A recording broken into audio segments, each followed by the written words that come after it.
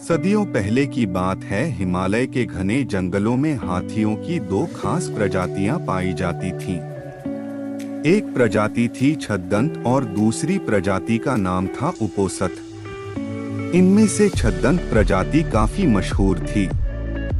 विशाल 6 दांतों की मौजूदगी के कारण ही इन्हें छद्दंत के नाम से पुकारा जाता था। इन हाथियों का सिर और पैर किसी मणि की तरह सुर्ख लाल दिखाई देते थे। इन छद्दंत हाथियों का राजा कंचन गुफा में रहा करता था। उसकी महासुभद्दा और चुल्लसुभद्दा नाम की 2 रानियां थीं। एक दिन हाथियों का राजा अपनी दोनों रानियों के साथ पास के एक सरोवर में नहाने के लिए जाता है।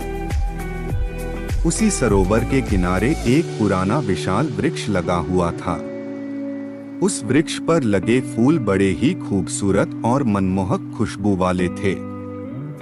गजराज ने खेल खेल में अपनी सूंड से उस वृक्ष की एक डाल को कसकर हिलाया।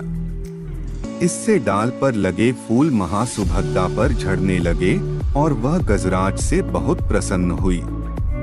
वहीं वृक्ष की सूखी डाल पुराना होने के कारण गजराज की सूंड का जोर झेल न सकी और टूटकर फूल समेत गजराज की दूसरी रानी चुल्लसुभद्दा के ऊपर जा गिरी। हालांकि यह घटना संयोगवश घटी, लेकिन इसे चुल्लसुभद्दा ने अपना अपमान माना और उसी वक्त गजराज के निवास को छोड़कर कहीं दूर चली गई।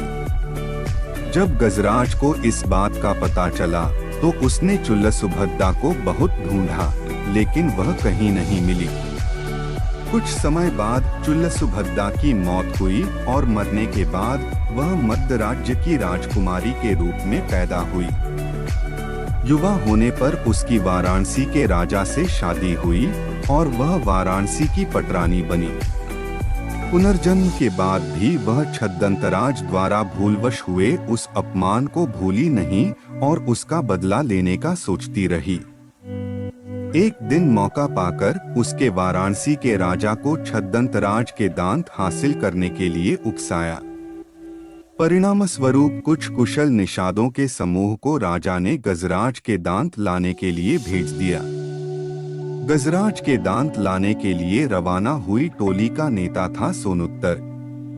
सोनुत्तर करीब 7 साल का सफर तय करके गजराज के निवास पर पहुंचा। उसने गजराज को पकड़ने के लिए और अपना शिकार बनाने के लिए उसके निवास से कुछ दूरी पर एक बड़ा गड्ढा बनाया। गड्ढे को छिपाने के लिए उसने उसे पत्तियों और छोटी लकड़ियों से ढक दिया और खुद झाड़ियों में छिप गया। जैसे ही गजराज उस गड्ढे के करीब आया तो सोनुत्तर ने विष बुझा तीर निकालकर छद्दंतराज पर निशाना लगा दिया। तीर से घायल होने के बाद जब गजराज की नजर झाड़ियों में छिपे सोनुत्तर पर पड़ी तो वह उसे मारने के लिए दौड़ा। चूंकि सोनुत्तर सन्यासियों के वस्त्र पहनकर आया था, इस कारण गजराज ने सोनुत्तर को जीवनदान दे दिया।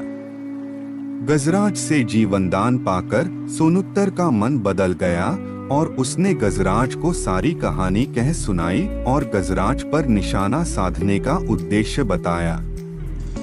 जीवनदान मिलने के कारण सोनुत्तर गजराज के दांत नहीं काट सकता था, इसलिए छद्दंतराज ने मृत्यु से पहले खुद ही अपने दांत तोड़कर सोनुत्तर को दे दिए।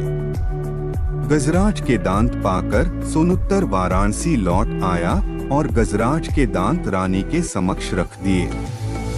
साथ ही सोनुत्तर ने रानी को यह भी बताया कि किस तरह गजराज ने उसे जीवनदान देकर खुद अपने दांत दे दिए। पूरी बात जानने के बाद रानी गजराज की मौत बर्दाश्त न कर सकी और इस सदमे से उनकी भी तुरंत मौत हो गई। इस कहानी से हमें ये सीख मिलती है कि बदले की भावना सोचने समझने की क्षमता छीन लेती है।